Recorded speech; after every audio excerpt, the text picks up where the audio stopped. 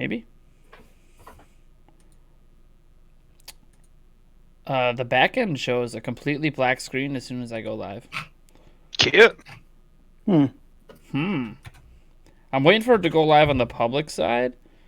Oh, there we go. Now I think it's working. Yeah, it's up now. What a great start to the stream. Yeah. Technical difficulties aside. Hey everyone, welcome to the Nintendo Prime Podcast, episode 122. As you can see, we're living that quarantine life. Eric's not with me in person for like the first podcast ever. Say hi, Eric. How's it going? Hello. It's going. We have the other co-host with the most, Mr. Fivejay here. Hey guys. And then someone who used to be a co-host is trying to maybe be regular. I don't really know what Darrin's doing, but he's here. That's it. Just a thumbs up. All of his communication, this whole stream is just going to be sign language.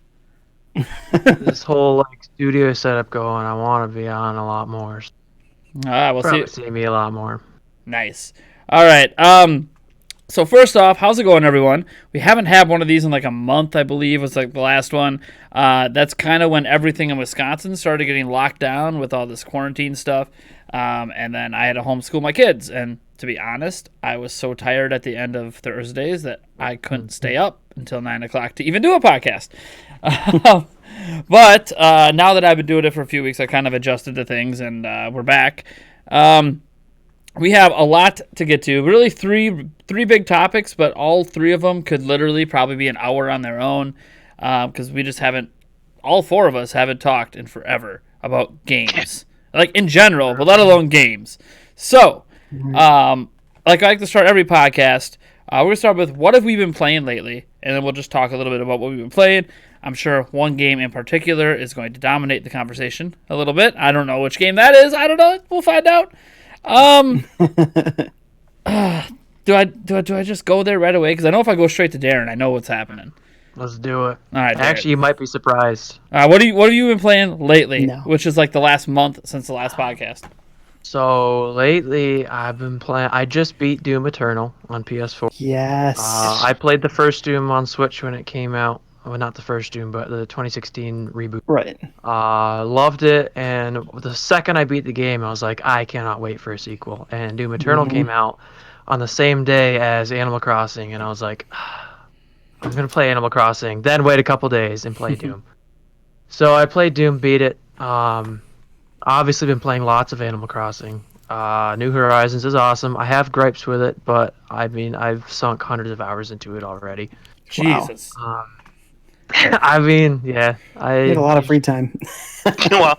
More like not a lot of free time, but all of it is consumed by Animal Crossing. Basically, he has no life. I took a week no off life. of work when the game released. So, yeah, that a week helps. and a half, actually. Oh, So, wow. but actually, more recently, I have been playing. This is sort of Nintendo related. Final Fantasy VII Remake. I've never played a Final Fantasy game before. I've always wanted to. I wanted to play 15 when it came out, but I didn't have a console to run it. But the remake came out for Final Fantasy VII. Everyone was talking about it, and I was listening to Game Over Greggy talk about it, and they made it sound so appealing. So I downloaded it, started playing it. I'm in love with it. Nice. As my first Final Fantasy game ever, I'm glad this is my introduction because it's, from what I can tell, one of the better ones. I hope to play 15 after this. I think I tried to play the original on an emulator years ago, and I didn't like it. I'm not one for turn-based combat, and I'm pretty sure it was turn-based, whereas the remake is not, but it still has some turn-based element. I like the combat system. I really do. So I beat Doom, and So I'm you went playing like the Animal Crossing and original Final Fantasy VII then. Yeah, no, I would hate it. I hate turn-based games, 100%. I can barely manage to get through Pokemon, and I love Pokemon, but I hate turn-based combat. I can stomach random encounters. Do not go over well with me. Yet a Pokemon fan. And I'm a Pokemon fan. I don't understand why. Yeah. I'm a huge Zelda fan, but I hate Zelda dungeons. Well, then Breath of the Wild's perfect for you. Yeah, I love Breath of the Wild.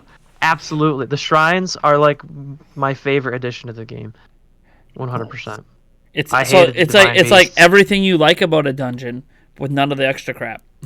Yeah, pretty much. It's not tedious. Like it's like 10, 15, maybe 20 minutes max. And Instead of then hours. I'm out exploring the world again. I'm like, this is great because exploring the overworld feels like, oh, they got a day off doing whatever I want, just going around. And then going into a dungeon is like going to work. Like, oh, I really got to do this now? Okay. It's a nice reminder of why half the Zelda fan base hates you, Darrin. Yeah, absolutely. I'm hated.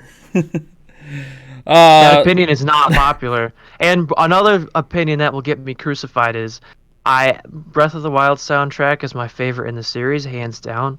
Everyone hates it. Everyone I talk to says that it's I their love least it, so- favorite. Oh yeah. I absolutely love it. Actually, it's the same composer as Animal Crossing New Leaf soundtrack. There you go. However, Animal Crossing New Horizons soundtrack sucks. So Oh, shots fired. First shots. First comments about the game is negative. Eric, what have you been playing lately? Playing. Still working. Well, over the have no last time. month, have you fit a Oh single god, no. play session? No, honestly, I haven't. No essential? No, honestly, It's okay. I'm probably not essential, but we support essential businesses. Essential businesses. So I'm essential by proxy. Mm. So yeah, it's we support government. We have government companies that work or that are customers of ours. So Yeah, sure. because of that, we need to be able to support them. So we're open.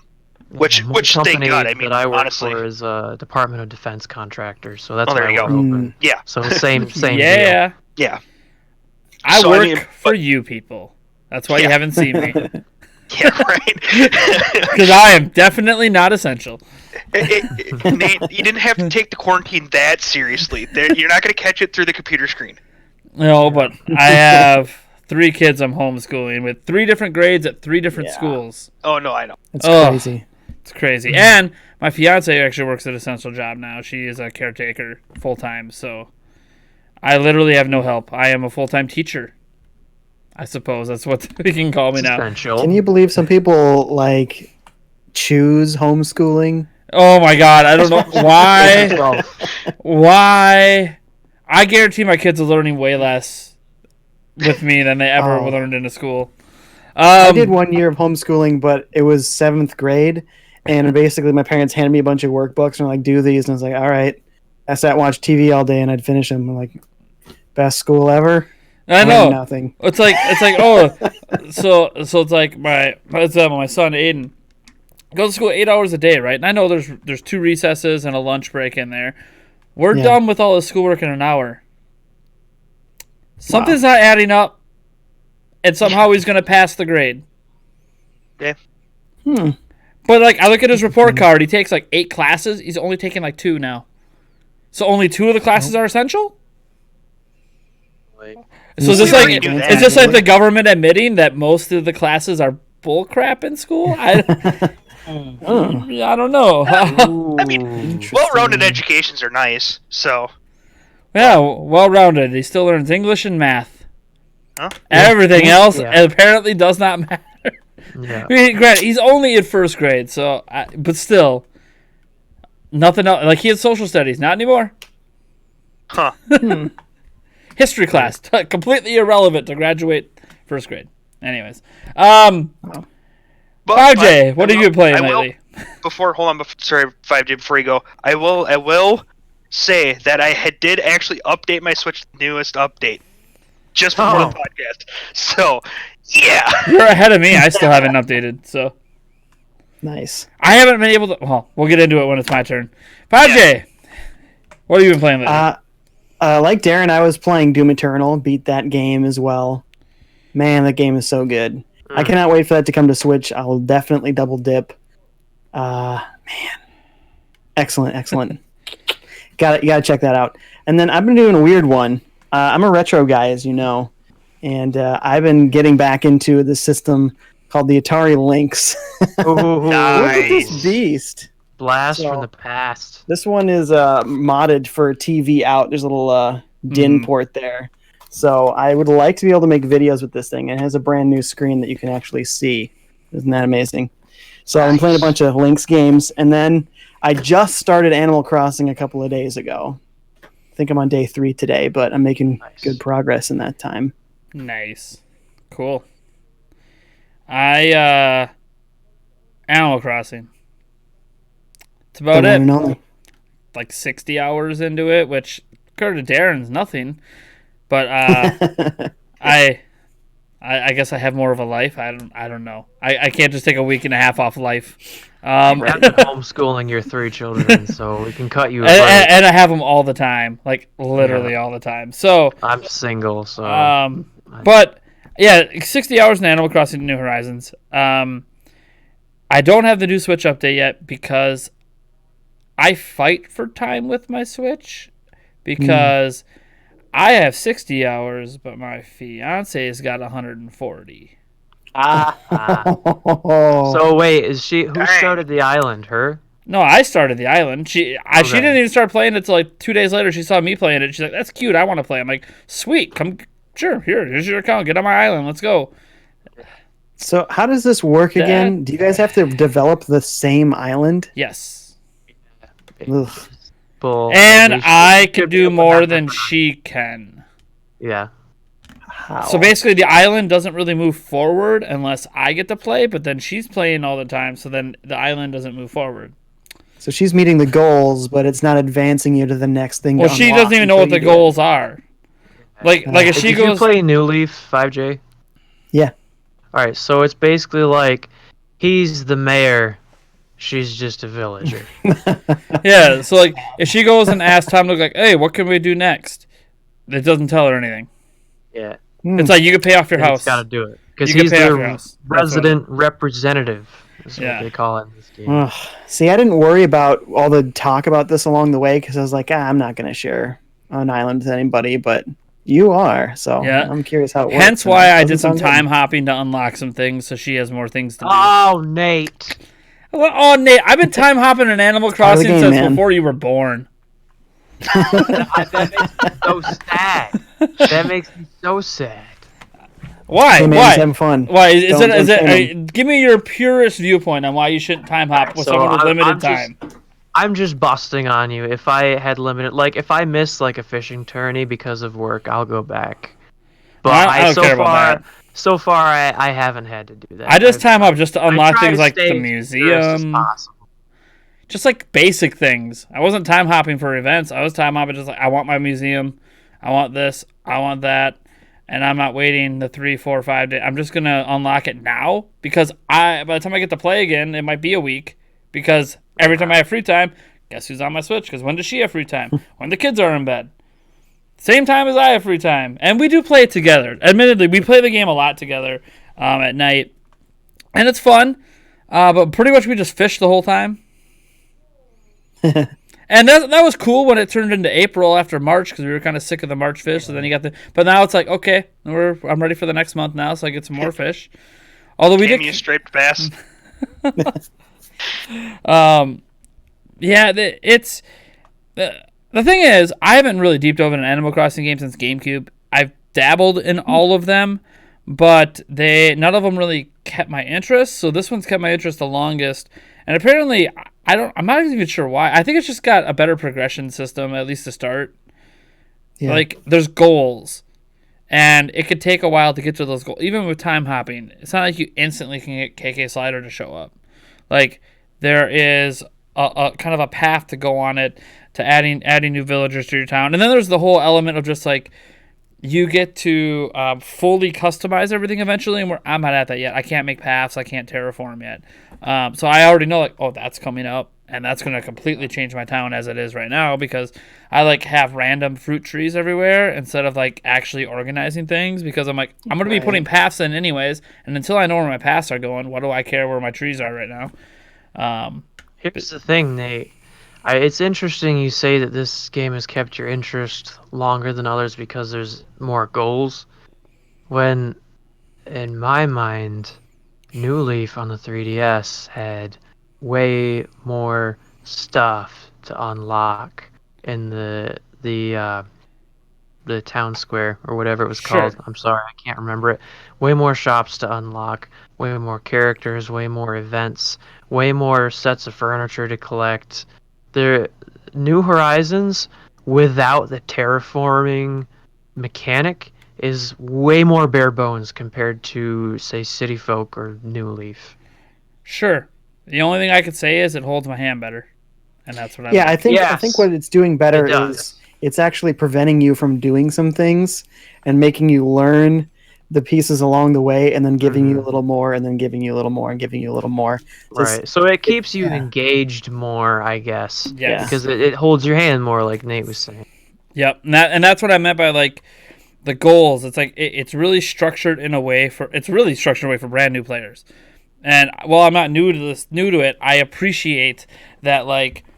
Well, it kind of sucks when you've like a seasoned player and you first get there and like you can't do half the stuff you really want to do. Mm-hmm. You start to appreciate it. I'd say probably a weekend. Like if you're going to take the time to unlock everything without time hopping, like a weekend, you have like the museum, you start having all this other stuff, and things really open up. But I don't know. That's why I time hopped, because I just wanted to unlock all the cool stuff right away and just leave it at that. I mean, it's not even all the cool stuff. It's just like the basics that I'm used to from other games. With in addition to like the pole vaulting and all that stuff that you can do now. But I really like the game. I like the verticality of some of the stuff. I like the fact that finally we can go over rivers. Like, Yes. I don't have to have a bridge. It's like great. Pole vault. Pole vault. Yeah, I love that. So much. It's just I'm just having a really good time, and it's becoming one of those games where it is the most casual of casual games, but I'm gonna end up spending more time in it than probably any other game I've ever played on Switch. Eventually, at some point, because it's a game that even if I don't play it for a couple days, I kind of get that itch. Ooh, I gotta go back. I gotta see what's going on. I gotta expand my house. Like right now, I'm working on, I think, getting my third room in the house or whatever. And it's like, okay, I got to get that paid off. And what's cool about it is since my fiance just loves playing the game so much, she has no problem just money farming for me and just paying off my house for me. So teamwork, because she's good with her house. Sweet. She's got one extra room, and she's like, I don't want any more rooms. But until I got the second extra room, and all of a sudden she saw the outside of the house got bigger. And she's like, oh, now I don't want to pay all money. I'm like, I told you. Like, if you get all the rooms, the actual outside of the house gets bigger, But what... You don't want to listen to me. So that you can customize the exterior. Yeah, but I New Leaf. really enjoy the game in general. The thing is, I can say that about any. If I would have took the time to invest, at least 30 hours in any Animal Crossing game, I'd probably enjoy it. I have 30 hours in Pocket Camp. Enjoy that for the little experience that it is. Do not. That is one thing you have me beat in. But I have 1,000+ hours in the GameCube one back in the day. Whoa. City Folk and New Leaf. I think I peaked up at 14 hours in that one, and it just it didn't really grip me. But to be fair, the ones I played before New Leaf, I didn't really play very much of, only a couple hours. So I guess too much of it felt new to me compared to say the GameCube. Sure. Because that's the one I remember. So all of a sudden, and they didn't have the name Wishing Well. Anyways, that was my favorite part from the first game. So, anyway, so then you jump forward to New Leaf, and there's all this new stuff, but it's not holding my hand to explain any of it. You're just figuring it out on your own. And that's cool if I want to invest hundreds of hours to figure out how to do what looks like very basic things. I don't want to do that. I want you to just tell me. And that's what I like about this game is even though I already know how to do some of this stuff, like chopping a tree down, can't do it right away. It'd be cool if I could. It's still it's cool because once you get past the very basics, you start to appreciate some of the newer mechanics and it teaching you it. Even as I wish some things were more, I wish the fishing was a little more complex than it is. Different types of bait and stuff as an example would be nice. I don't know, maybe that's an idea for a future game. Ever since I saw the BitBlocks video, Stardew Valley's fishing system, that sucks. Yeah, the BitBlock put out a really cool video a couple of years ago about what he would do with fishing in the game, and ever since then I'm like, why can't we? Fishing is so enjoyable as it is. Can we just, don't have to make it super complicated, but it just give us Right. a way to maybe, if we can make a certain special type of bait, we can increase spawn rates of some certain fish. But that bait is harder to make, so you kind of have like a 2 different paths you can go. Just fish a lot more, or take more time to make the right bait. Whatever. But Animal Crossing visionary Josh Thomas. oh yeah. I mean, I remember his video he put out years ago during the Wii U cycle about his ideas for the Wii U Animal Crossing, and that is just a phenomenal video. If you haven't seen it, you should go watch it from the Bit Block. I mean, it is an incredible concept.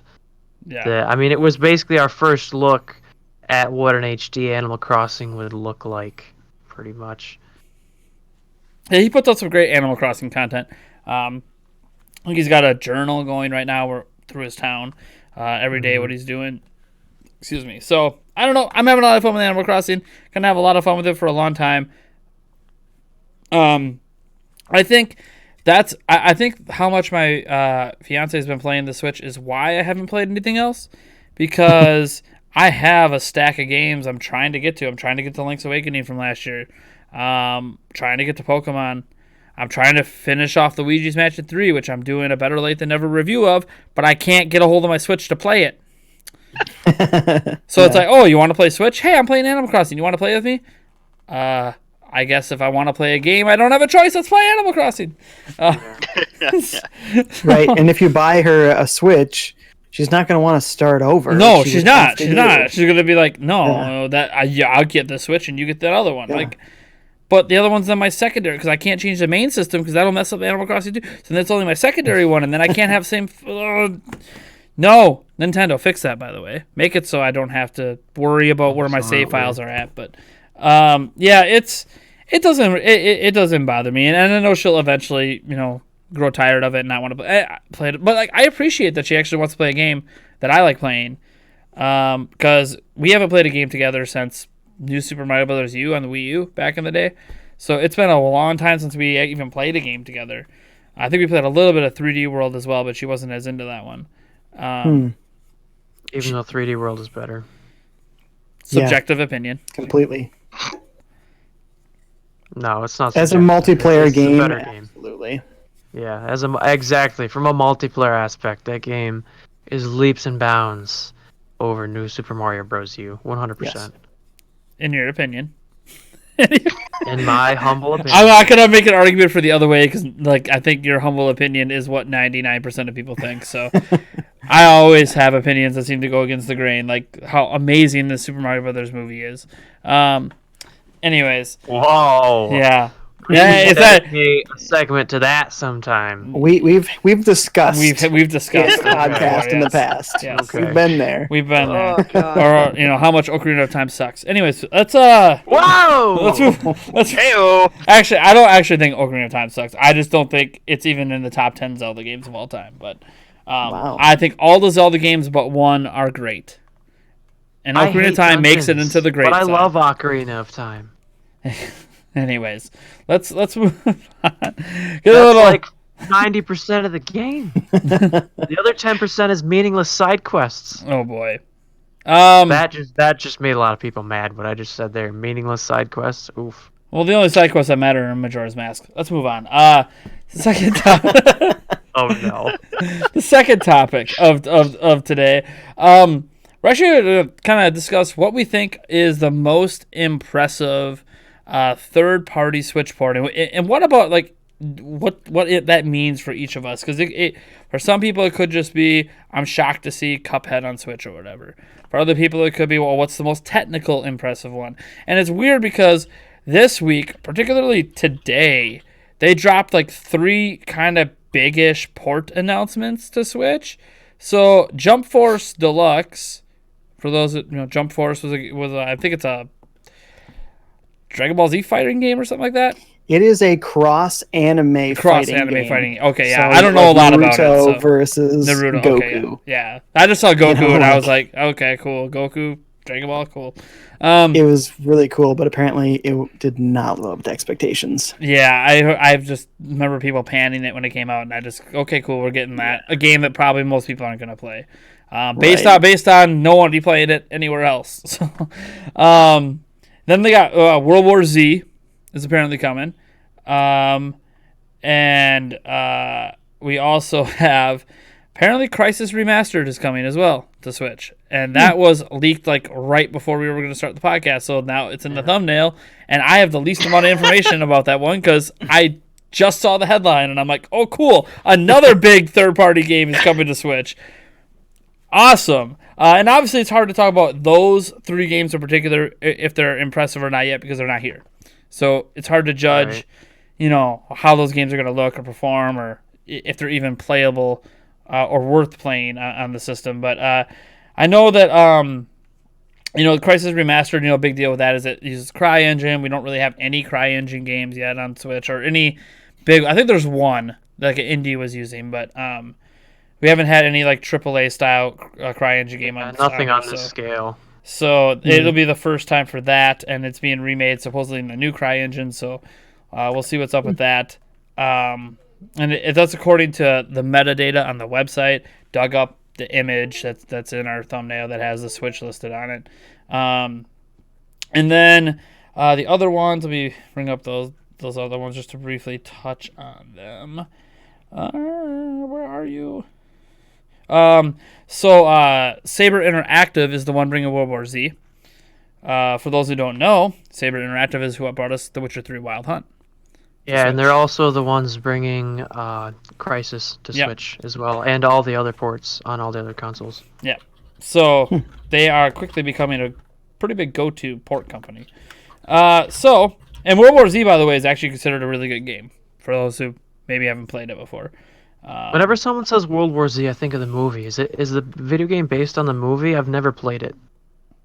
I've never played it either, so I can't speak to it. I just know that it actually got pretty decent reviews. Okay. Zombies. Yeah, it's zombies. It says they're rendering scenes with hundreds of enemies and 4 players online. Getting this to run on Switch was the hardest thing they've ever had to do.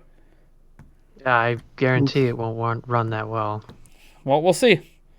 Never know. I mean, with what they did with The Witcher 3... That's the thing.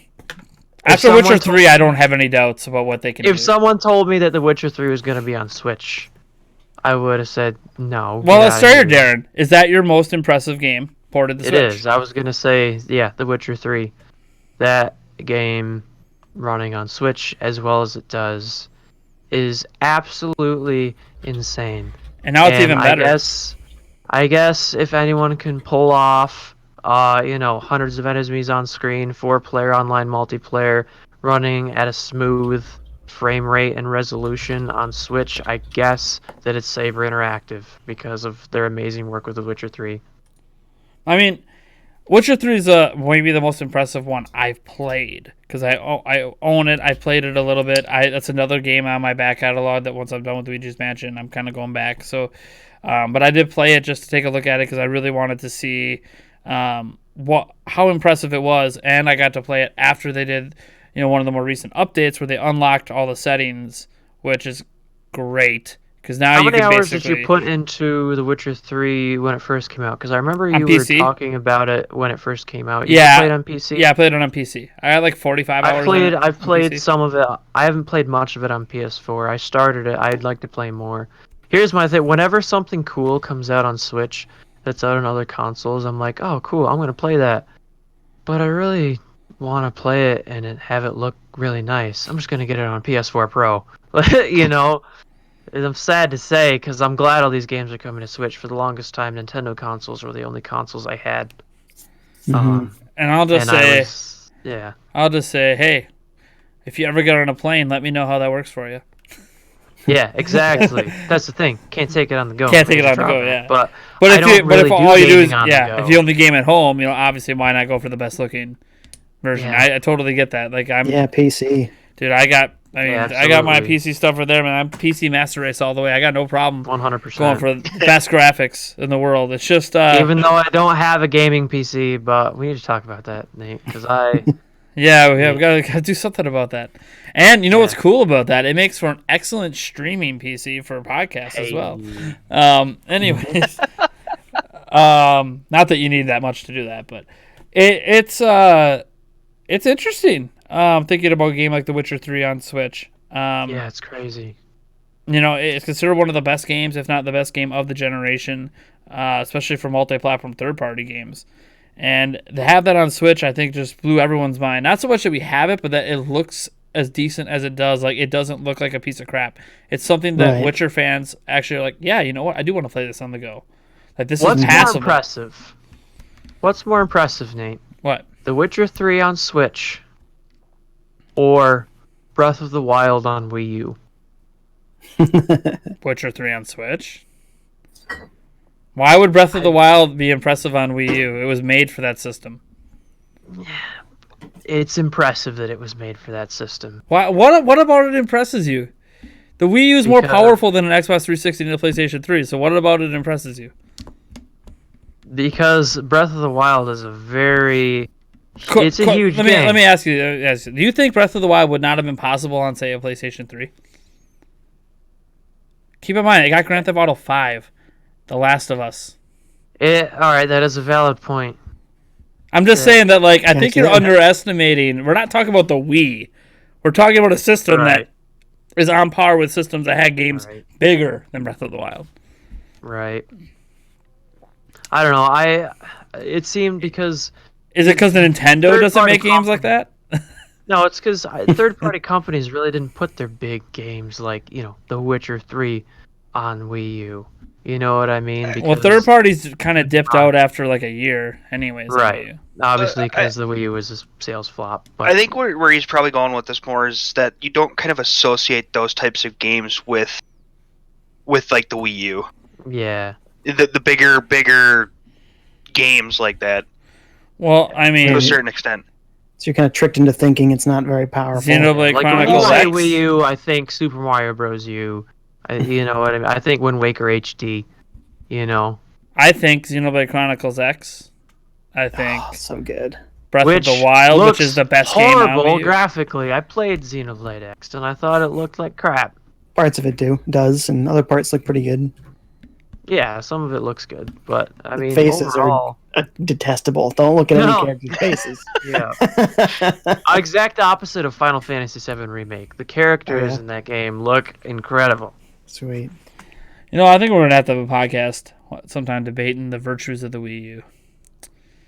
I loved the Wii U. I was a Wii U owner for years. And yet, the things you remember are the worst games.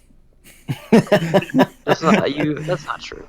Hey, come on. We all loved Saints Row the Third. No, what was it? Devil's Third. Devil's Third. Clearly the best game. Star Fox that Zero. was there was the proving ground. Devil's Third right there. Yeah. Yeah. Devil's Third, Star Fox Zero, Paper Mario, Color Splash, I believe. Yeah, all those games, they didn't do well.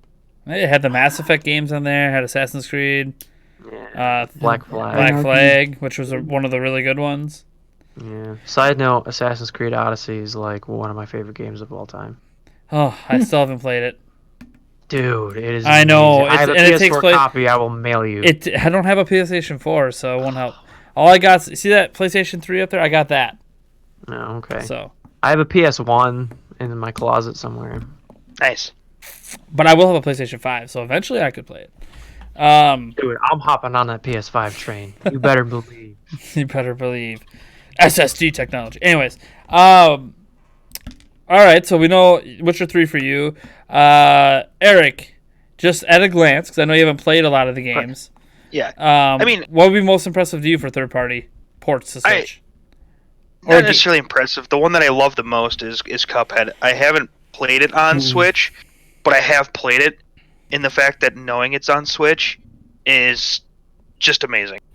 It's one of those games that it's on my list to, possibly in the future get when I actually, am not paying off student loans and a whole bunch of other stuff. But so when you're 50, yeah, or 60 or 80, Yeah, at this point. And my Switch is still, barely kicking. Yeah, it's not built as well as prior Nintendo systems, so it might not be kicking at that age. Yeah. For me, yeah, definitely Cuphead though. I know it was a lot of fun when I played it It's unexpected. with my friend Chris. Yeah, and Mhm. that did come out of nowhere. So Yeah. Yeah. for me, that was a good nice addition to the Switch. Sure. 5J, what do you got for me over there? I suffer from a similar problem of I haven't necessarily played all these various ports. Sure. Doom was like the first one that opened people's eyes, Yeah, and that one I did get and I loved. And I remember actually when I got it, it was in the fall and it was deer hunting season when I had it, and I was actually up in the boonies, like terrible cell phone signal, but I was able to get just enough to use my phone to network to my Switch, and I was playing multiplayer in the middle of nowhere, Nice. online, and it was amazing. Yeah. It was such an experience of like the Switch is incredible to me. What a great first year. Doom. So that's a top one for me. Different kinds of ports are impressive in other ways. Like we have all these collections of like a lot of retro games that are all ported. So that's kind of awesome that like there's a dozen Mega Man games that I can play all on one system. And I think all of them are now on Switch. I mean, think. there's like weird ones. You know, there's like Mega Man Power Fighters, there's Wow. Legends. There's other Mega Man games out there that aren't. You mean the but, ones like, that people really don't big care ones. about? Unless you're a Mega Man super fan, Nate. God, come on. I know about those games. I just didn't think they counted anymore. I thought they were kind of like the Zelda CDI games. You just kind of pretend they don't exist. No, there's still some good I don't ones. pretend they don't exist. Have you actually played them? See, I've played all three of them. I haven't played all three, but Which Three, one? well, Which one did you play? Is it 3? Faces of Evil, I think. Faces of Evil. Nice. Don't play Zelda's Adventure. You're gonna hate it. Oh, those Zelda CDI games. They were talking about Mega Man games still. No, go on. You were. Mhm. And it'll throw you off like, whoa, what are these games? I've never heard of them. I was like, Faces wait of Evil. a Is that second. a Mega Man game. Wait a second. Yeah. Gotcha. Okay, so retro ports and stuff. Yep. Yeah, totally. And then there's games where they take a retro game and they make it again, but they totally redo everything about it graphically and stuff. So having things like the Crash and Spyro collections, or there's a game called Toki, which is an arcade game, but it's a platformer, an action platformer. It's the exact same game, but they started from scratch, and it's like hand-drawn graphics, and it's beautiful. So having all of these like rich, different kinds of things, different kinds of ports, all in one system that you can take anywhere. I love it. The Trials of Mana remake is coming out for Switch 2 soon, isn't Yes. Yeah. it? Yeah. Yeah, it is. I think it's this month. Later I think this so. month. I asked on Twitter. I said I'm really enjoying Final Fantasy VII Remake. I'm pretty new to JRPGs. I don't like turn-based combat or random encounters. What should I play next? And someone said, "Dude, Trials of Mana Remake." Yeah. And I said, "Shouldn't I go back and play like Secret of Mana?" And they're like, "No." And I said, "Why?" And he said, "Well, number one, the remake sucks and is horrible. Second of all, it has turn-based combat. You will hate it." This was Really? actually Neil from Nintendo Report was telling me this. That's weird. So Mana's usually an action RPG. Secret of Mana isn't really a turn-based combat system. Right. Now, what is it? Dude, it's an action system. But what happens is, Right.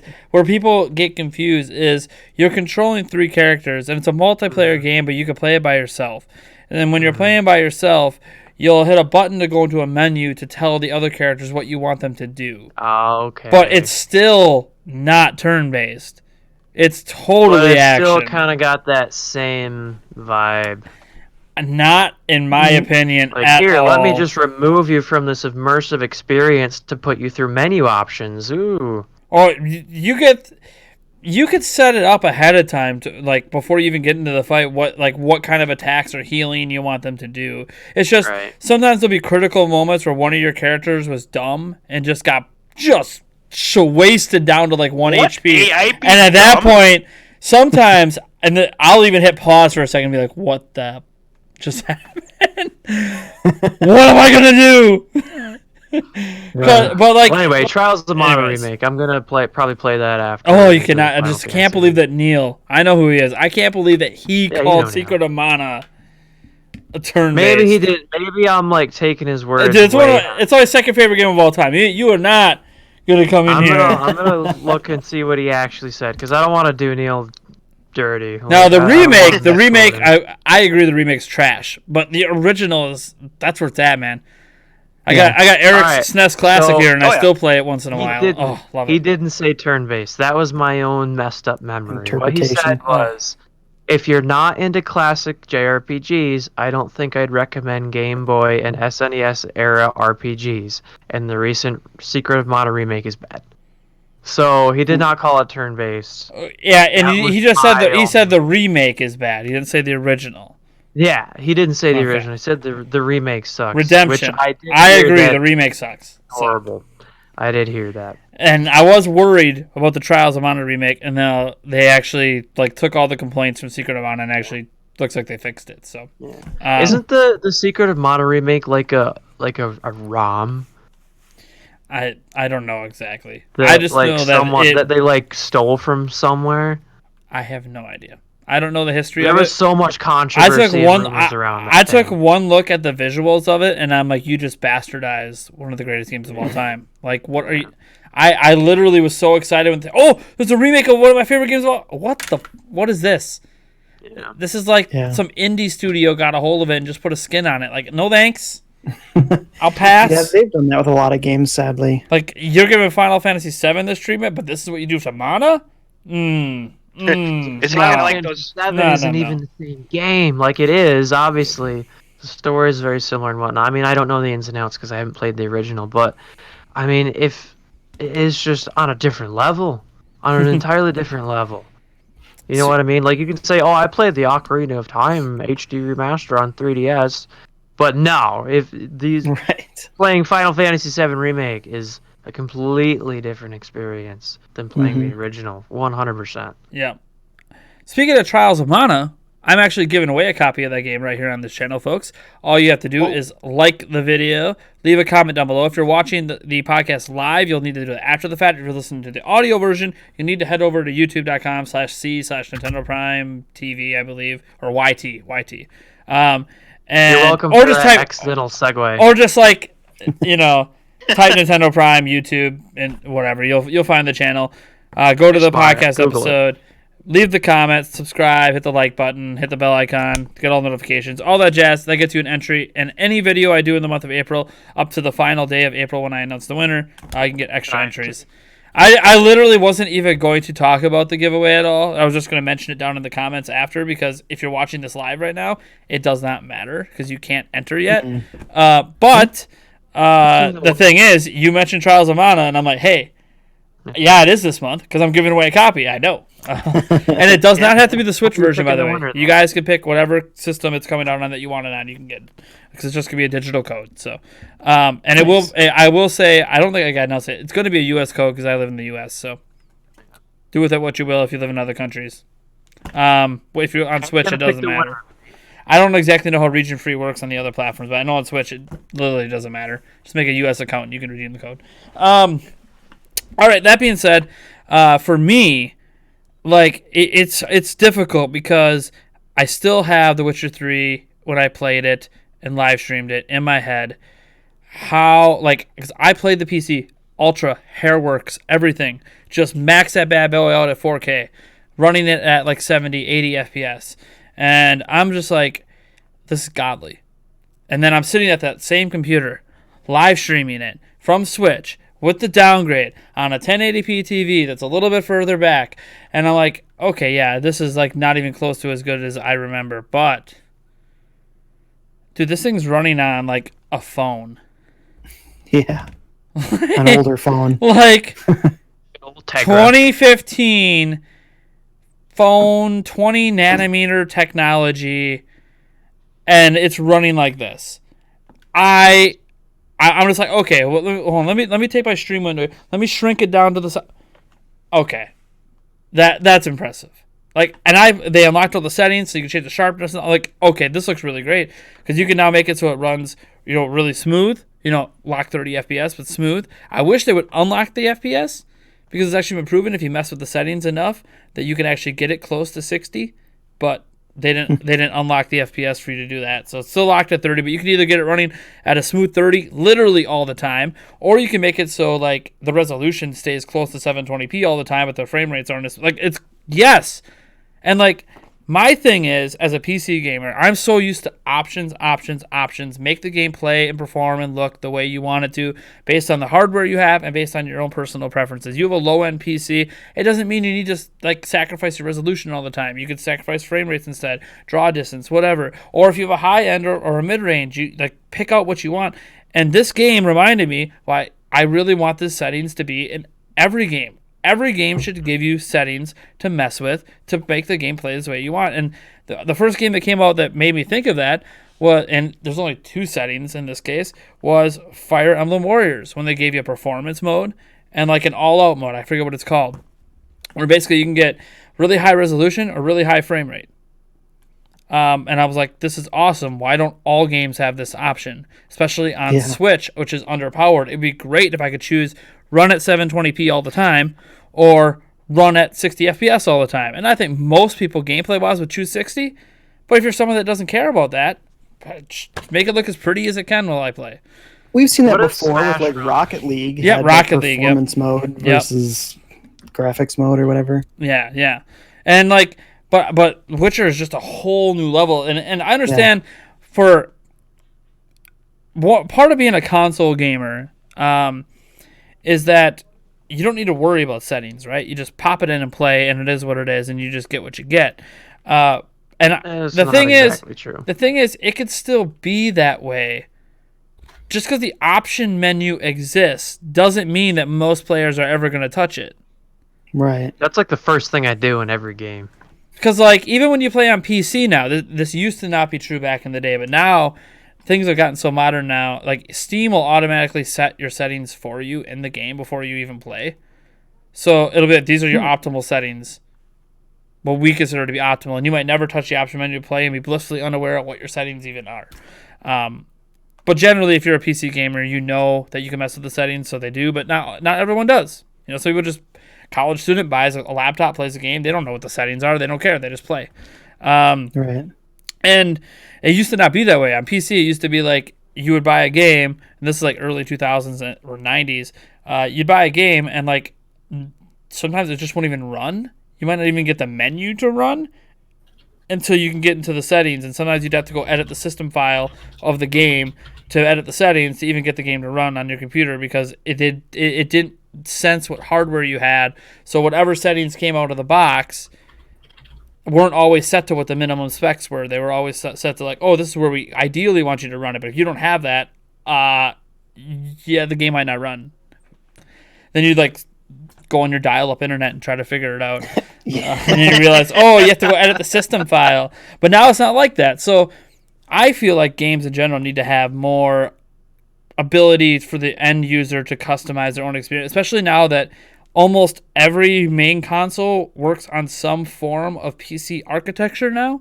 PlayStation 5 and the next Xbox definitely do.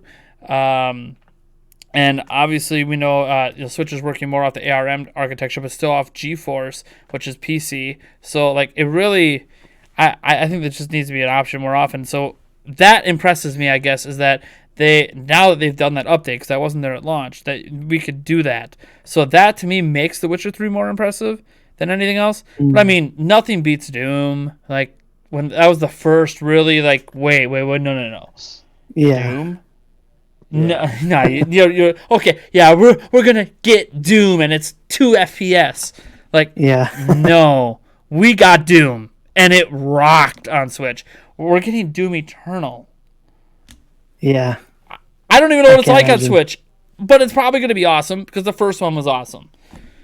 I get it's a much higher bar, sadly, because the maximum specs for Doom 2016 is now the minimum specs for Doom Eternal. Mm-hmm. So I'm interested to see how it's going to look. Yeah, we'll see. I just know I was so impressed with Doom. And I remember the first time I showed even like 10 seconds of gameplay from a commercial for it. I put up a video and I talked about it for like 5 minutes. That video got like 50,000 views. People were so pumped about like, wait, Doom. Now it's like oh yeah, we got Crysis Remastered announced today. Cool. Like it's just expected. Yeah. Right. Like what'll be way. what no one's gonna be impressed until there's a next gen exclusive game that also ends up coming to Switch. That'll be the next time anyone gets impressed because they're like, no, you can't, no way a PS5, no way, an Xbox, Series X game is coming to Switch. We already have Virtuous out here saying, hey, look, hire us. We will port all your next gen games to Switch. We can do it, and everyone's just laughing at them. You can't do that. That's what they said about The Witcher. That's what they said about Doom. That's what they said about Doom Eternal and Crysis Remastered and like everyone's saying you can't do it. At one point, Activision didn't think Crash could come here, and then one developer went home, converted one stage, came back the next day, and they're like, "Oh, Crash can run on Switch. Cool, let's do it." One dev said, "Hold my beer." Yeah. It's kind of like EA is like, "Oh, our games don't make sense." No, your games make perfect sense on the platform. They can run. It's a personal choice. You just don't want to put in the work for it. So, yeah, in general, it's crazy to even have this conversation because everything seems pretty impressive. And it's impressive because it's just what the hardware is, and then who is choosing to support. Like even Eric with Cuphead, like no one thought of Microsoft exclusives coming. I mean, what's next? Are we getting Final Fantasy VII Remastered for crying out loud?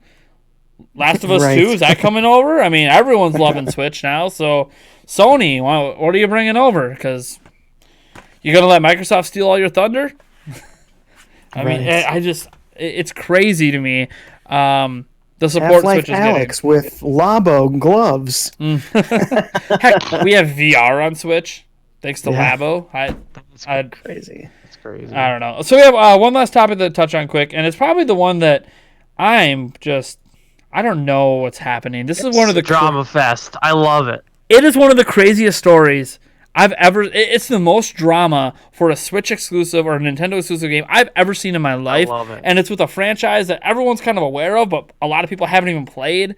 It's been around for a while. You think Cookie Mama, you think Wii era, DS era, whatever. Hey, Cookie Mama's coming back, and it was like a Twitter drop, like a month ago or something. Oh yeah, we're getting Cookie Mama, cool. Oh, now we're not going to get a Nintendo Direct, but we still got a mini. The game released. The release date came. It popped up.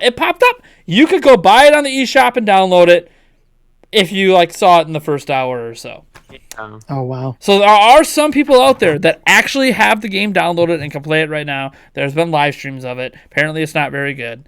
But whatever. That's neither here nor there because that's not what's interesting is if the game's good or not. It's this well-known IP from the Wii days coming back, and apparently wasn't supposed to release because the IP holder said the game wasn't good enough and it needed to be recooked. But then now the people who made it said no, we have all the. I don't even know how to explain. Like I'm looking at this article here on Nintendo Life from it. Like it's in response. So so it was. The IP owners, I'm trying to remember who exactly were the IP owners, because I know Planet Earth Entertainment, or Planet Entertainment, I think were the people who made the game, right?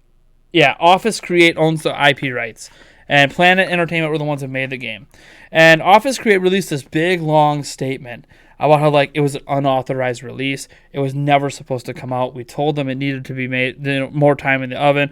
We're exploring all legal avenues right now to all this stuff. And they're just like, what the hell is this? It's Cookie Mama.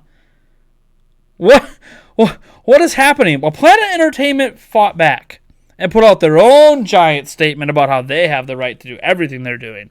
And it says Planet Entertainment wants to explain the mystery surrounding the Nintendo Switch game called Cookie Mama Cookstar. Office Create, the rights holder to Cookie Mama, approved a detailed game design in 2019. The first playable of the game developer and Planet follow. This is really weird English. I don't know if English is this translation. Company. Yeah, I don't know. No, this is on the official Twitter. I don't know. Okay. This company is probably not originally English speaking, is what I'm guessing right now. But then they call it Planet Entertainment. So it seemed like they were very carefully phrasing it to say, we had some requirements. It was developed to those requirements, and so we can release it in that state. And it says the design is the exact game on Yeah. Nintendo Switch, which also includes many additional Office Create suggestions which add gameplay value. Okay, a sentence that I actually understand. Unfortunately, creative differences arose as Cookie Mama Cookstar was near completion. And this is what Office Create said. The game wasn't very good as it near completion. They wanted more time. That was the whole fighting, the whole whatever. And it said, and it was outside the scope of our agreement. So Planet is saying what they were requesting them to do was outside the scope of the agreement. They're not saying what was requested, just that it was. And I bet you what was requested was to delay the game, but the agreement, doesn't say that that's within their right to ask them to delay the game. So I'm thinking that's what happened here was the actual agreement says they could release the game, but Office Create's like, no, don't, because it's not good and it's going to ruin the reputation of the game. And Planet Entertainment's like, but our contract says we can, so we're going to. Yeah, because usually the publisher says the game's coming out whether you like it or not. Yeah, but in this case, it's the publisher. Developers fighting back. The publisher was like, no, don't. And Planet's like, actually, our contract says we can. So, unfortunately, so it says by contract, here it goes, by contract, Planet is fully within its rights to publish Cooking Mama Cookstar. There is no active litigation or ruling that prevents Planet from publishing the game. Yet, it's not out.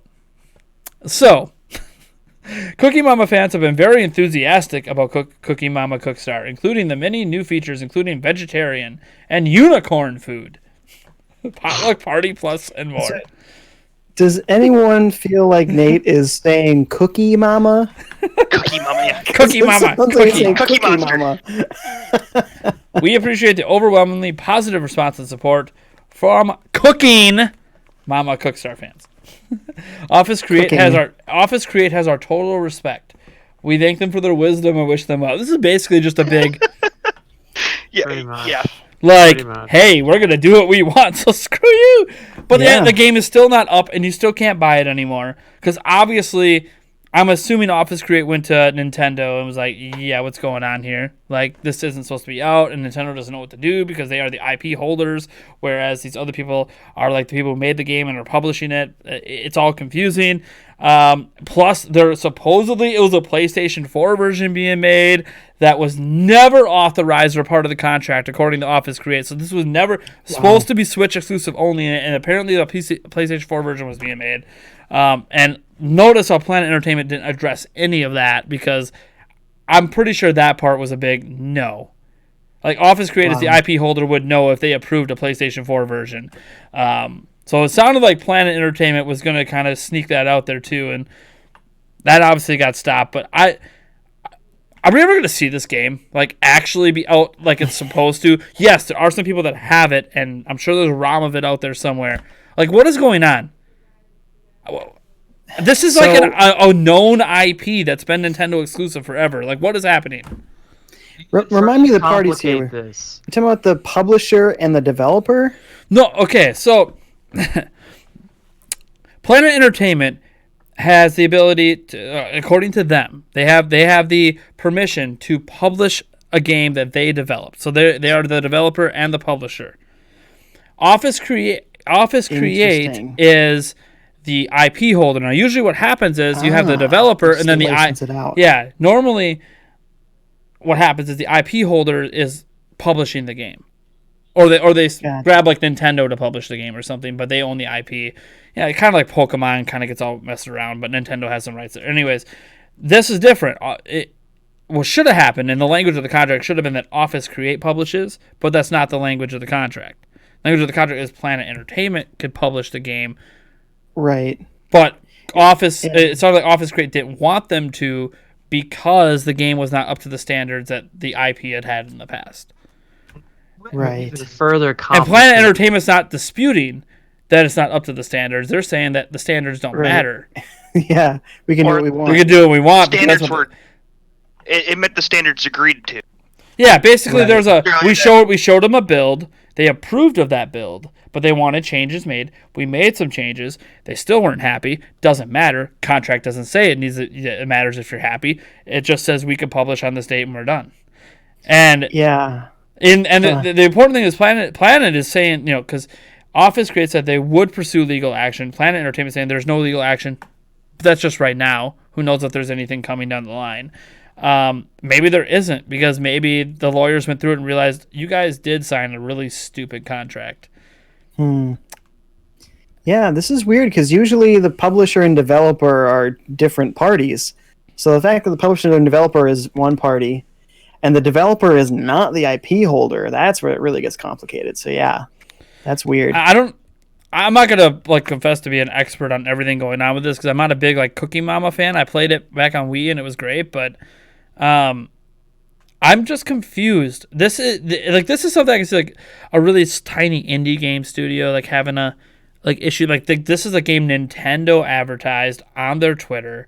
This is a game that's well known as a Nintendo exclusive over the years. Clearly a game Nintendo's going to push, has an audience that, buys it up. I think the last Cookie Mama game sold over 1 million copies, so it has a decent sized audience. And here we are bitching because the IP owner doesn't think the game's good enough to release, and the people who made it just said, we don't give a shit, we're releasing it anyways because our contract says we can. And It's weird because the people publishing it and making it are acting that they care less about the quality than the people that own it. That's crazy. That's usually the opposite. Right. And now we're stuck in limbo where I don't know what Nintendo knows. I think Nintendo's going to sweep it away and pretend it doesn't exist anymore. And they don't want the drama. It's this was a great IP, and now we just what's going on? Yeah. Maybe they just need to straight up buy out the IP and just make it themselves. But there's only one other situation somewhat like this that I can think of, and it's another little niche. I don't know how to say it. Niche kind of category of games. So Harvest Moon was a series that developed in Japan, had a different name, and when it was brought to America, it was published by Natsume under Harvest Moon. And it was like that for 20 plus years. And then the developer said, you know what, I think they said they're self-published now, or they're changing publishers. And Natsume said, yeah, well, we're keeping the name. What? Yeah, we're keeping Harvest Moon. So you make whatever you want, but Harvest Moon is ours. Huh? So now Natsume is making their own Harvest Moon games, while the developers of Harvest Moon are making games that cannot be called Harvest Moon. So now they're Story of Seasons. Mm-hmm. So, but the fans aren't going to necessarily know that this little feud happened, and they're going to play these Harvest Moon games going, these are different than they used to be. Why are they weird? Not as good. What's going on? Hey, these Story of Season games are great, though, just like those Harvest Moon games used to be. Eric, what was that Harvest Moon game that I played at E3? That party? It was a party game. Yeah, I don't remember. Mad Dash or something like Mad that? Dash, yeah. Here's the thing, it was actually pretty good. But it's totally not what Harvest Moon used to be. It felt like a That's mobile. a Natsume one. But it's fun. It's fun as a party game, but it's that's cool. Yeah. That's like a Mario spin-off game. Where's the real thing? Oh, Story of Seasons over here. Right. So I don't really have anything against what Natsume is doing, because that was a Natsume only thing. Mm-hmm. But as far as what they're making, but I have a problem with them stealing the name like that. Kind of creating this bad blood for. I mean, I guess they want to be able to say we have this little IP, but it's not theirs. Oh, it's weird. Well, it's too bad. It shouldn't happen. Here's the like thing. That. This is normal, though. As an example, Sega owns Bayonetta. Mm-hmm. They straight up own Bayonetta. Nintendo owns exclusive publishing rights for Bayonetta 2 and Bayonetta 3, but the IP is actually owned by Sega. It's not owned by Platinum. Platinum has no rights to Bayonetta. They are just Weird. And that's what happens because the publishers contracts. The publishers pay for the games to be made. So that company was making Harvest Moon all those years, but it was being paid for by the publisher. So when they say, "Oh, we want to break off from you," the publisher, of course, no, we paid for this. You're not going to take it with you. So it's actually really what you say it happens. Actually, that's normal. What's not normal is something like what happened. And this is just a really unique situation. In this situation. When Bungie was bought out by Activision and they got control of Destiny, and then Bungie, bought themselves out of Activision, got out, and then Activision let them take Destiny with them. That does not happen. And the shareholders were pissed off that Activision just said, no, you can just have it. It's your game. Right. It was your game before you were with us. It's your game after. And technically Activision owned Destiny. like, oh, Bungie bought themselves out, but that doesn't mean they get to take their game with them because Activision owns the game. But Activision was being strangely nice, which is not something Activision usually does, the greedy bastards. And they let them take the IP. I don't know how that happens. Shareholders are still reeling at how the hell that happened. But that's the thing. Like, that's unusual. Typically, you don't get to take your IP with you away from the company that paid for that IP to be made. So it sounds like it's a contract thing. It'd be kind of like, sounds like the music industry. I'm thinking like this. If you sign a bad contract, you don't own the music you made. Yeah. What? Yeah. It's like, but I literally made that in my garage one night, and they just put it on a CD and released it. The fact they put it on a CD means you're not allowed to play that anywhere anymore. Not even in your own basement. Like, what? So I can't just hop on the piano and play. No, copyright strike. But there's actually like YouTube videos of artists that are like playing their own music that they self-created for other companies on a piano, and their videos get copyright striked by the other companies they no longer work for because they can't do that. They don't own that music, even though it's their music that they created. So if anyone has, and it's a big legal gray area on like fair use, because it's like, but their name is on the music forever, as like, you created this. How can you not have a right to play something you created? And that's a huge debate in the music industry because there hasn't been a lot of court like cases that have actually gone to court over it because there's usually too many payoffs behind the scenes. But like, I'm very curious. Like, the legality of all this stuff is just crazy to me.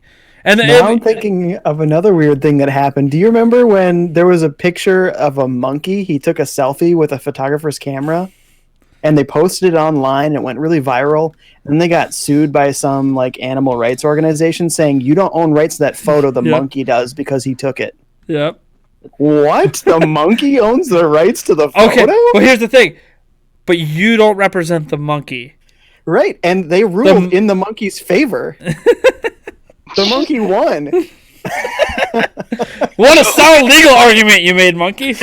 Whoa. Yeah, for real. Oh, it was like, it's like, okay, so I don't know how many of you guys have watched Tiger King at all, but there was there was a photo in there that like, that he was using to like blasphemize the lady, and she didn't own any of the rights, but they bought the rights out to that photo like 7 months later just so they could do a lawsuit against something he posted 7 months before. And it's just like, that is so messed, like that. Okay, that whole thing, everyone involved in that show was messed up, but like, you could just do that. Like, okay, cool. Everyone's been using this forever, but I bought the rights to this meme, so now everyone who's used it the last 20 years now owes me money.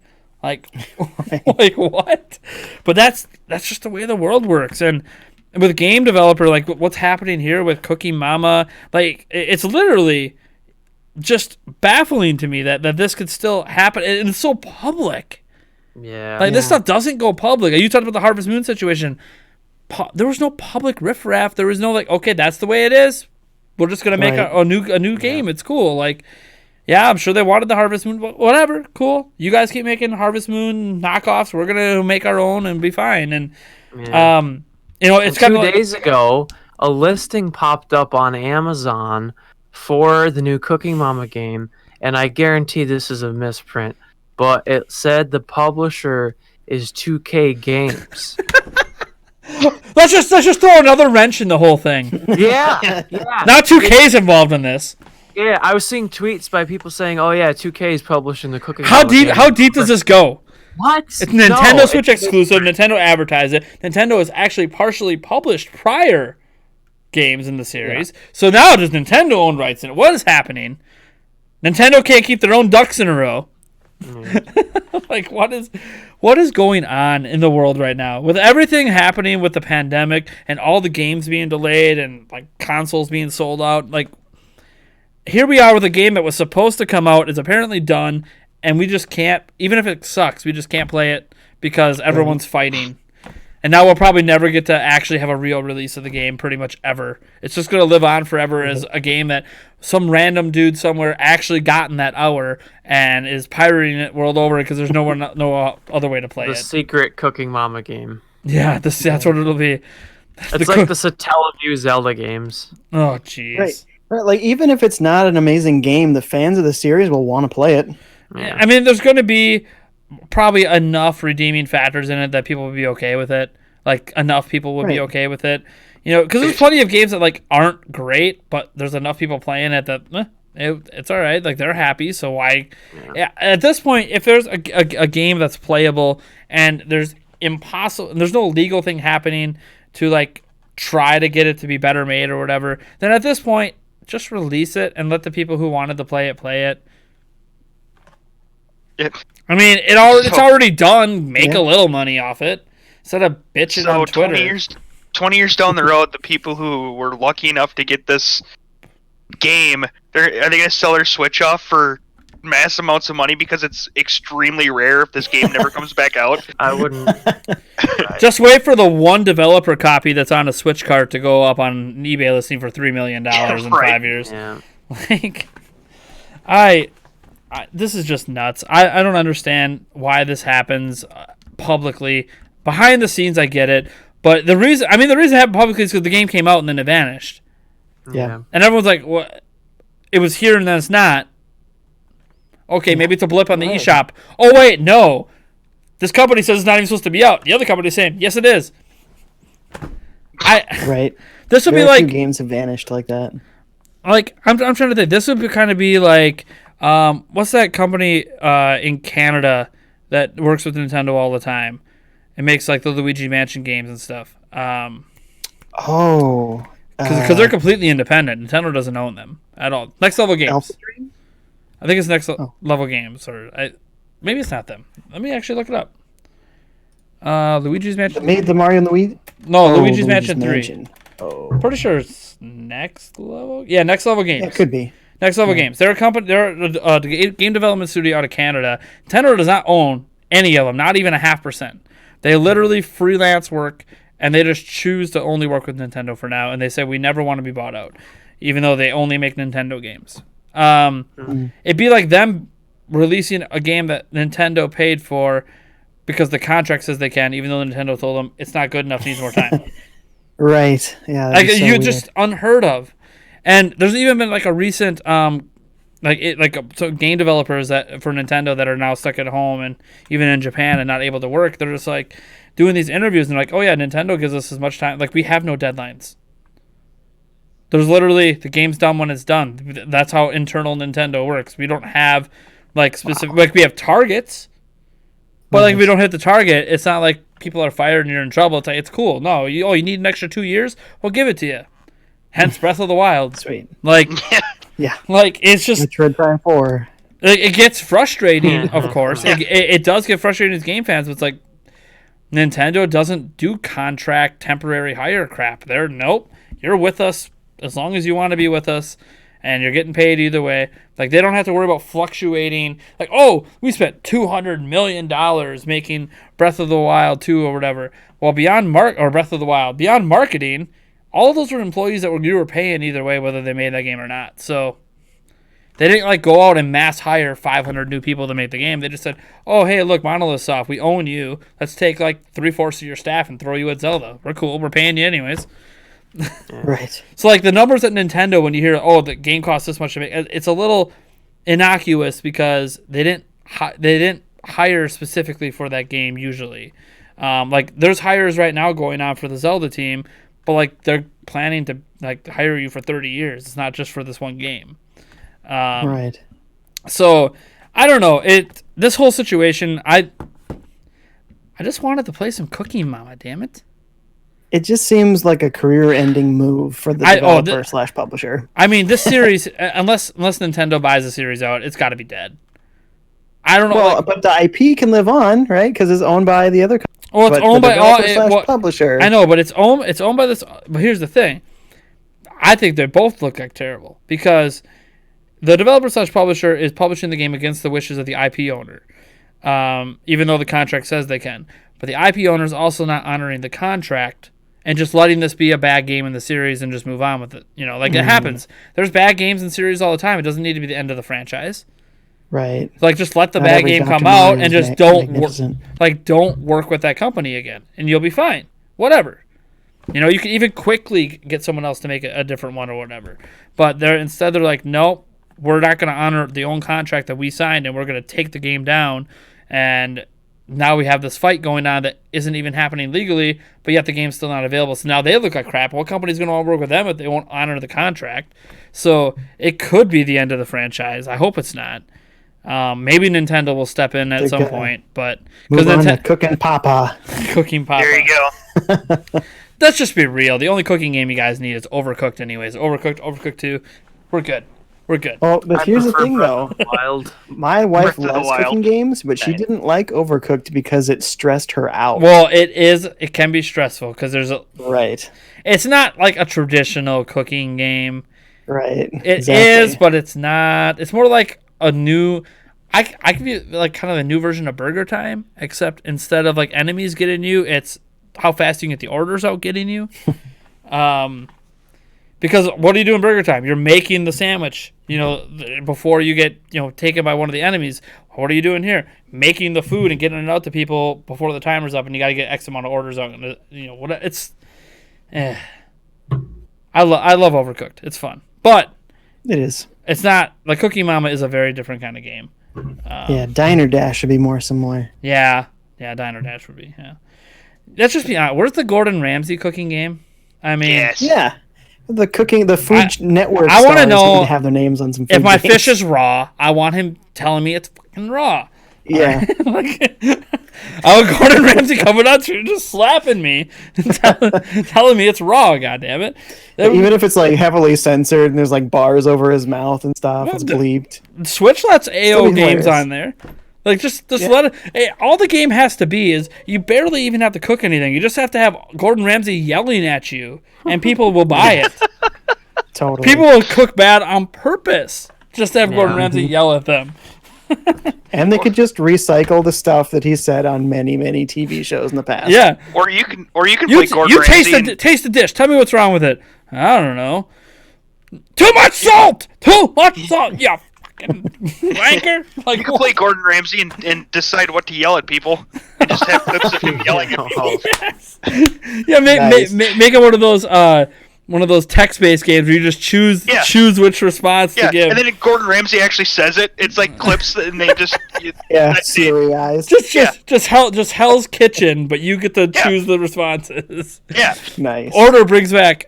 Customer complains about hair in soup. What would you like to respond to your staff? Right. Gordon Ramsay simulator. Yeah. Oh, great. Move over, Goat Simulator. It's Gordon Ramsay. All right. That being said, I think that's going to do it for this episode of the Nintendo Prime Podcast. I want to thank our 3 people here that are with me during this quarantine time, and Fivejay, Eric, and Darrin. Thank you guys for stopping on by. Hopefully we'll be back again same time next week. I'm just going to say hopefully. I'm not going to guarantee anything because everything's being played by ear with how things are going in the world right now. But I want to thank all you guys for stopping by. I want to thank all of our people for watching. Obviously, the audio version, if you're watching the video version, should be available tomorrow on a whole bunch of places linked in the description below. I'm not even going to bother to go through them all because I don't remember all of them off the top of my head. But yeah, if you watch this on iTunes or whatever, I know I have people always asking me, like, oh, I saw the video version. Where's the audio version? It's coming. It'll be tomorrow. There's processing, and there's iTunes specifically has a long approval process. So, but yeah, otherwise, subscribe, comment below, all that jazz. Get entered in that Trials of Mana giveaway we mentioned before. If you want to support the podcast at all for even just $1 a month, head on over to patreon.com/Nintendo Prime. And that's all I got for you. Bye. See you guys.